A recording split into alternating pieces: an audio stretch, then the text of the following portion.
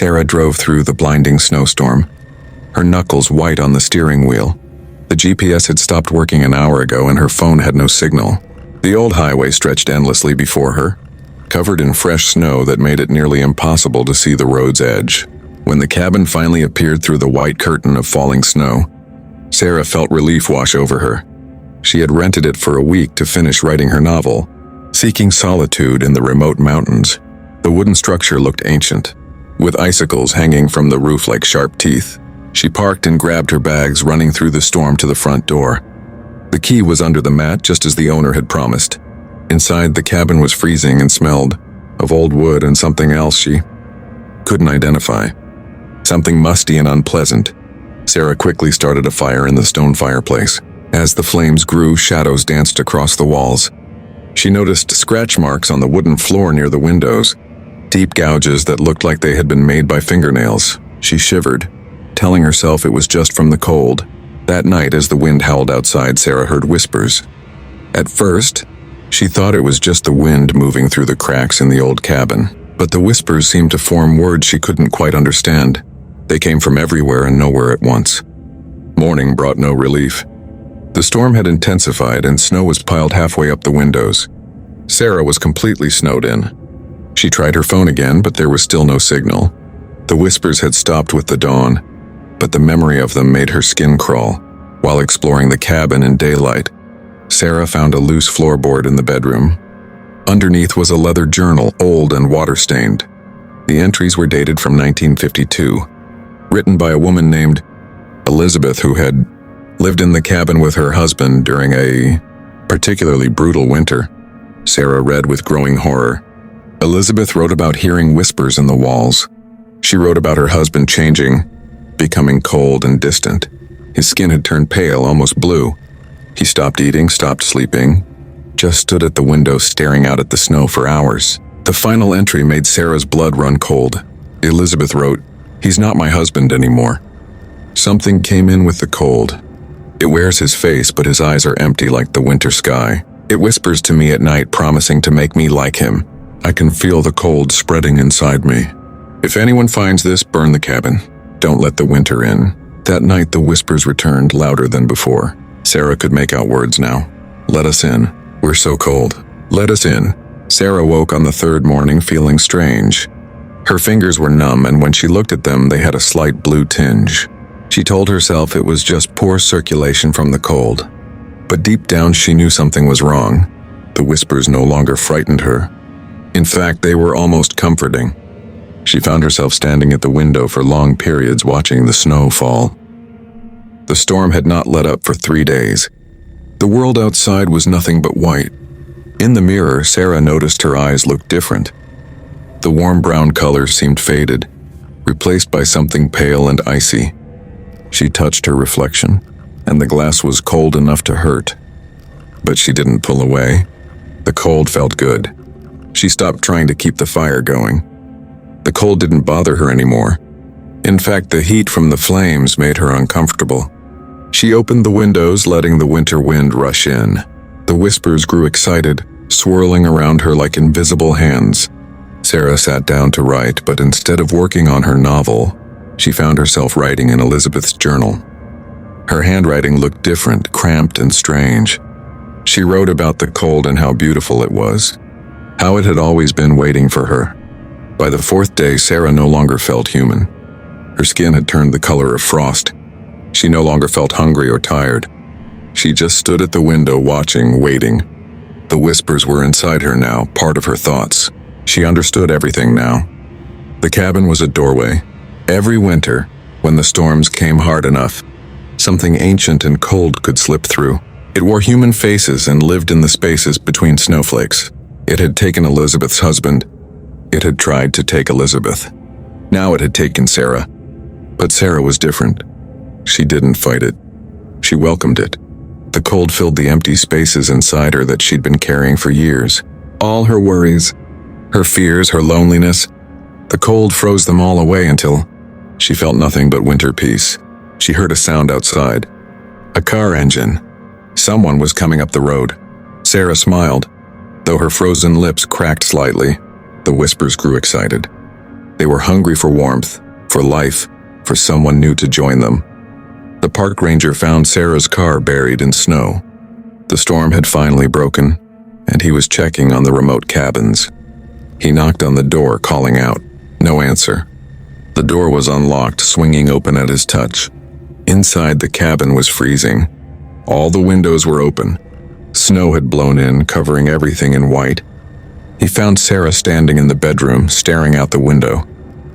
She didn't move when he called her name. When he touched her shoulder, she was cold as ice. Her skin was blue-white, her eyes empty and pale. But she was alive. She turned slowly to face him and smiled. Behind him, the cabin door slammed shut. The windows closed on their own. "We've been waiting," Sarah whispered, her breath forming crystals in the air. "We're so glad you came." The ranger tried to run, but his legs wouldn't move. The cold was spreading through him, starting from where Sarah had touched his arm. He heard whispers rising around him, promising peace, promising an end to all warmth and pain. The winter was inviting him in. Outside, the sky darkened. Another storm was coming. The cabin waited, patient and hungry. It had time. Winter always returned. The small town of Millbrook sat quietly beside a large frozen lake. It was the coldest winter anyone could remember. Snow covered everything like a thick white blanket. The lake had frozen solid 3 weeks ago, and the ice looked smooth and perfect. 10-year-old Emma loved winter. She lived with her parents in a small house near the lake. Every day she watched the ice from her bedroom window. She wanted to go skating so badly. Her father always told her the same thing. "Never go on that ice alone, Emma. It looks safe. But you never know where the ice might be thin." Emma's mother agreed. "The lake is deep and dangerous. Wait until spring when we can swim safely." But Emma didn't listen to their warnings. She thought her parents worried too much. Other children from school talked about skating on frozen ponds. Why couldn't she skate on her lake? One Saturday morning, Emma's parents left early to visit her grandmother in the next town. They would be gone all day. Emma watched their car disappear down the snowy road. She looked at the lake. The ice sparkled in the morning sun. It looked so beautiful and safe. Emma made a decision. She would just walk on it for a few minutes. What could go wrong? Emma put on her warmest coat, hat, and gloves. She found her old ice skates in the garage. Her heart beat fast with excitement as she walked toward. The first step, Emma stood at the edge of the frozen lake. The ice stretched out before her like a giant mirror. She could see her reflection looking back at her. She put one foot on the ice. It felt solid and strong. She put her other foot on. Nothing happened. The ice held her weight perfectly. Emma smiled. Her parents had worried for nothing. The ice was completely safe. She walked further onto the lake. Her boots made crunching sounds on the snow that covered the ice. Everything seemed perfect. The sun was shining, and she had the whole lake to herself. Emma sat down and put on her ice skates. Her fingers were cold as she tied the laces tight. She stood up carefully and started to skate. It felt wonderful. She glided across the ice, going faster and faster. The wind blew through her hair. She felt free and happy. Emma skated in big circles. She tried to spin like the figure skaters she saw on television. She laughed out loud. This was the best day ever. She skated further from the shore, out toward the middle of the lake. The ice still seemed perfect. She couldn't understand why her parents had been so worried. Then Emma heard a sound. It was quiet at first, like a whisper. She stopped skating and listened. The sound came again. It was a cracking noise, like when you step on a dry stick. Emma's heart started to beat faster. The breaking Emma looked down at the ice beneath her feet. She saw a thin line appear. The line grew longer, spreading out like a spider's web. More cracking sounds filled the air. Emma tried to move, but she was afraid. If she moved too fast, would the ice break completely? She took one careful step toward the shore. The ice cracked louder. Another line appeared, then another. The ice was breaking all around her. "Help!" Emma screamed. But no one was there to hear her. Her parents were far away. The town was on the other side of the lake. She was completely alone. Emma tried to move faster. She heard a loud crack. Suddenly, the ice beneath her right foot gave way. Her leg plunged into the freezing water. The cold was terrible. It felt like knives stabbing her leg. Emma screamed and tried to pull herself up. She grabbed at the ice around her, but pieces kept breaking off in her hands. More ice broke away. Emma fell completely through into the dark, freezing water. The cold hit her like a wall. She couldn't breathe. She couldn't think. Emma tried to swim up, but her heavy coat and skates pulled her down. She kicked her legs frantically. Her head came up above the water. She gasped for air.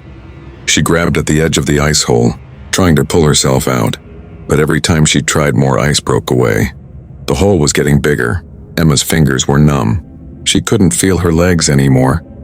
The cold was taking over her body. She was so tired.